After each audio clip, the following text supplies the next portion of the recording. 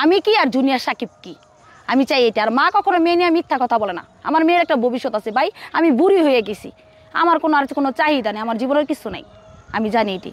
আমি তারে ভালোবাসতাম, ভালোবাসি, ঠিক আছে, আমি কখনো চাই না। আর আমি তারে মারবো কেন? মারার হলে তো আমি তারে সেদিনকে নিজে 3 নাম্বারে ফোন দিতাম, আমি নিজে যে অ্যারেস্ট হইতাম।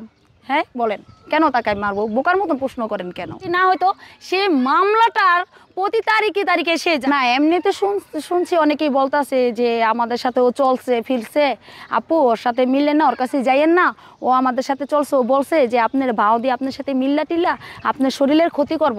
যদি ভাবে যে আমার শরীরের কোনো অংশ ক্ষতি করব, ওদের ফ্যামিলিদের আমি আইনগত ব্যবস্থা নেব এর আগে থেকেই ভাইয়া। কিসের জন্য ও করতে পারে? যে আমার মেয়েরে এত ভালোবাসার পর আমার মেয়েরে ক্ষতি করছে, সে মানুষ সব পারবে পৃথিবীতে টাকার জন্য। আপনি দেখেন না ভাইয়া, সে টাকা পাইয়া গেছে গা, সে আপনি এতটুকু দেখছেন, সে যে বাবা হইতে পারবো না, সংসার করতে পারবো না, সে পুরুষতা যে এটা নাই, সে টাকা পেয়ে সব কিছু গেছে বুইলা।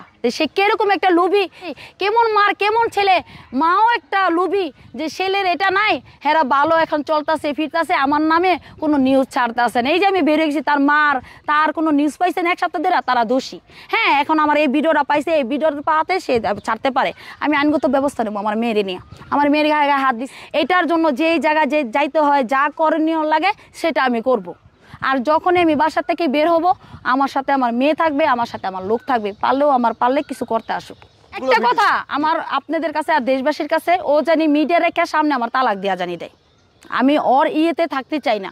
আর আমি কিন্তু মুখে বলে দিছি 1 তালাক 2 তালাক 3 তালাক, জুনিয়র সাকিবরে তালাক দিয়ে দিছি মুখে। কাগজপত্র সে দিয়ে দেব।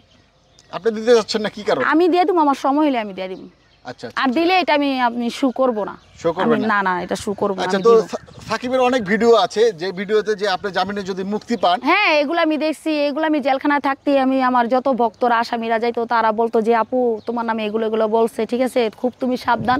এর জন্য তো ভাইয়া আমার যা এটা আইনগত ব্যবস্থা নিতে হয় সেটা আমি করবো। ভাইয়া জেলখানায় আমি ছিলাম, যখন গেছি 2 দিন ভালো ছিলাম, 3 দিনের দিন মানে আমি পাগল হয়ে গেছি। যখন মানে বিভিন্ন কথা মানুষ বলতো, এটা সেটা ওইটা সেটা, আসামিরা আসতো যাইতো, যখন বলতো তখন আমি পাগল হয়ে গেছিলাম। 3টা মাস আমি জাম্বুরা গাছের সাথে আর পেয়ারা গাছের সাথে আমি কথা বলতাম, মানে অনেক অসুস্থ ছিলাম। এর কারণে জেলখানায় জেলার বলেন, সুপার বলেন, সবাই মানে ডিপটি স্যার সবাই আমাকে আদর করছে। আর সবাই বলছে শিখারে কোনো কিছু বললো না, শিখার মতন শিখারে থাকতে দো। কিসের জন্য? আমি জেলখানার তাদের একটা আসামি, আমার যদি কোনো ক্ষয়ক্ষতি হয়ে যায় তাদের ওইটা দিতে হইব, জবাব দিতে হইব। এর জন্য সবাই আমারে দেখে রাখতো, আমার কেয়ার করতো, আমার খুব আদর করতে। এর কারণে আমু যে ছোট ছোট কাটনি আছে না, আপনার পেঁয়াজ কাটে, লেবু কাটে, কাঁচামরিচ কাটে, কাটনি আছে মানে কি জর্দা খায় না, জর্দার আপনার টিন, ওই টিন কুমড়া ছিলে না, তারপরে আপনার এই ঢেঁড়স ভেন্ডিও ছিলে না, মানে সবজি ছিলেই না। এগুলো একেবারে কুট্টা মুট্টা একেবারে রান্না করে না ভাই, এরকম বড় বড় পোক পাওয়া যায়, এইগুলো ভাই খাবার অনেক কষ্টের, খাওয়া যায় না ভাই, অনেক কষ্টের। আর মোটা মোটা চালন দেয়, পোক পাওয়া যায় ভাইয়া। আমি কি চাইতেছি? আমি চাচ্ছি এটা সুষ্ঠু একটা তদন্ত হোক, সুষ্ঠু একটা বিচার হোক, যে একটা অপরাধী সে সাজা পাক, আমি এটাই চাই।